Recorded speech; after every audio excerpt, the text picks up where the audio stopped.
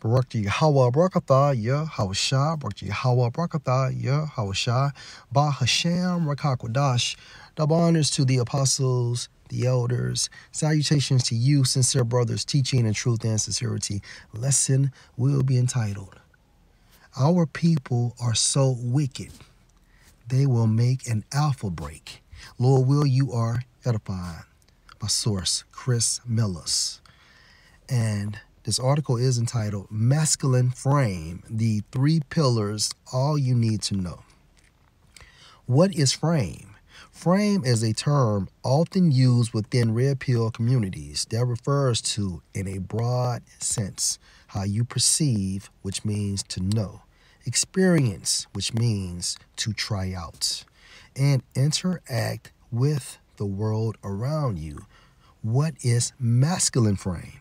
Masculine frame refers to how an individual embodies mental, meaning thinking, emotional, meaning feeling, and physical characteristics that are associated with masculinity.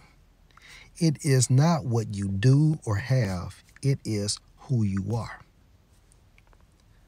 With a strong frame, everything you do looks good.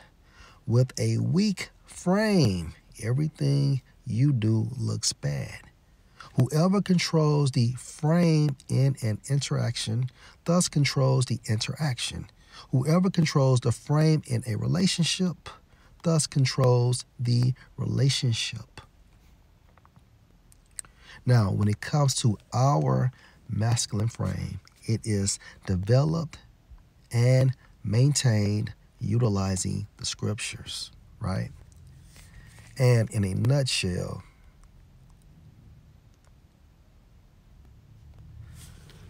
when you break down these 2 terms, masculine frame, according to the etymon, masculine goes into the origin of male, right? And frame goes into sustaining parts of a structure fitted together. That structure is you or me as an individual, right? Also, it means enclosing border. So we can say that masculine frame is nothing but male boundaries. Okay? Again, male boundaries. And when it comes to a true alpha male, it's Yahawashah. And above him, it's Yahweh, right?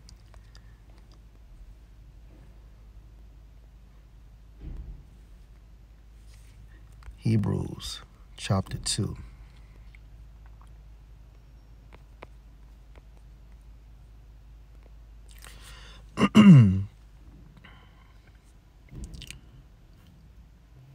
Hebrews 2:10. For it became him for whom are all things. Let's read this in the NLT. The Most High, for whom and through whom everything was made, chose to bring many sons into glory. And it was only right that he should make Yahushua through his suffering a perfect leader, fit to bring them into their salvation, right? So let's jump up. Hebrews 2:9. But we see Yahushua, who was made a little lower than the angels, meaning he came in the flesh through the union of Joseph and Mary, for the suffering of death, crowned with glory and honor, that he, by the grace of the Most High, should taste death for every man. Verse 10, for it became him for whom are all things, and by whom are all things. This proves that Yahushua was first. Okay? When you go into the term alpha, it means first. So Yahushua is the true and only alpha male at this time frame. And above him, you have the Heavenly Father, our Heavenly Father, Yahweh. and bringing many sons unto glory. And after Yahushua, right, the alpha males are the 144,000, trickling down to the other elect males within the nation of Israel, to make the captain of their salvation perfect through suffering. Captain, okay, is synonymous of an overseer, a manager, a leader, okay? I think it's one of Colossians.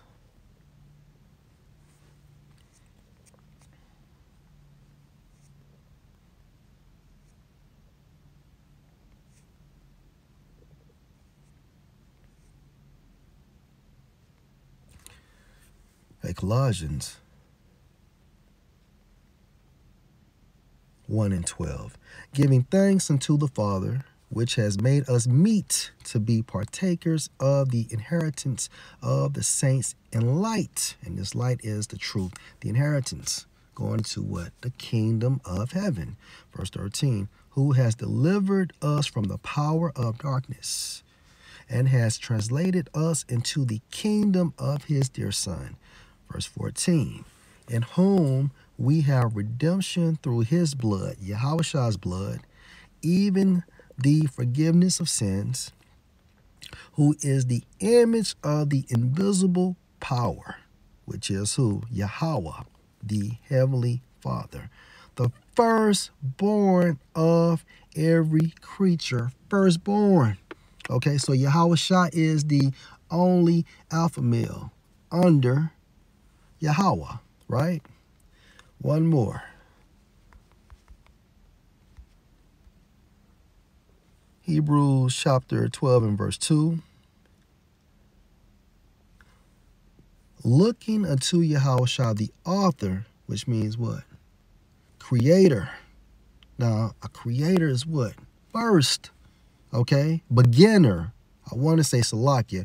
Looking unto Yahushua, the author, which means beginner. Salakia, beginner. Now, beginner is synonymous with what? Number 1. And finisher of our faith, who for the joy that was set before him endured the cross, despising the shame, and is set down at the right hand of the throne of the Most High. Now, let's go into the focal point for this lesson, chapter 69 in the book of Psalms.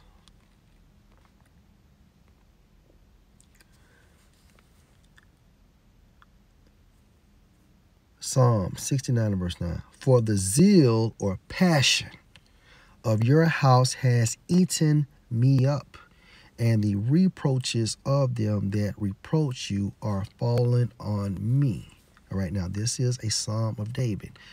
And David was prophesying a potential account that Yahushua would experience. Okay, so again, the focal point for the zeal / passion of your house has eaten me up.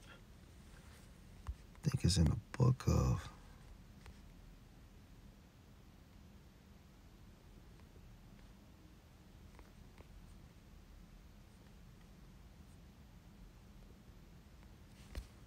let me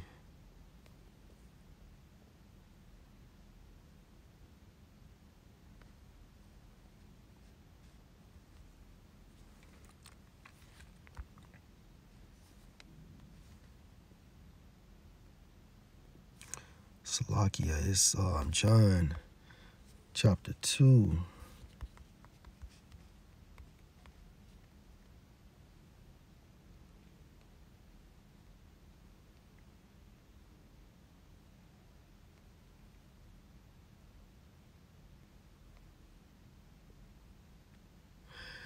This is John chapter 2 and verse 12. Let's start at 11. John 2 and 11. This beginning of miracles did Yahushua in Cana of Galilee, and manifested forth his glory, and his disciples believed on him. After this, he went down to Capernaum, he and his mother and his brethren and his disciples, and they continued there not many days. Verse 13, and the Jews' Passover was at hand, and Yahushua went up to Jerusalem and found in the temple those that sold oxen and sheep and doves, and the changers of money sitting. Okay, because in the temple, all right, the congregation must be taught and instructed by a prophet utilizing the word of Yahweh Ba'ashem Yahushua. Okay. And found in the temple those that sold oxen and sheep and doves, and the changers of money sitting. Verse 15, and when he had made a scourge of small cords, he drove them all out of the temple, and the sheep and the oxen, and poured out the changers' money, and overthrew the tables. Okay, so these wicked ass niggas made Yahushua break frame, a true and only alpha male. Okay, they made him break frame. Okay, he lost it because of the behavior of these wicked ass motherfuckers, man. And it's worse now in modern terms, or Salakia, modern times, right? And modern means just now, currently, presently. Verse 16, and said unto them that sold doves, take these things from here. Make not my father's house an house of merchandise. Let's read this in the NLT. Verse 16. Then going over to the people who sold doves, he told them, get these things out of here. Stop turning my father's house into a marketplace. And you can only imagine how infuriated Yahushua was.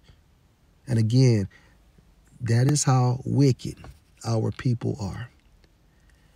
And his disciples remembered that it was written, the zeal of your house has eaten me up. Okay. Lord will, this was an edifying lesson. Shalom.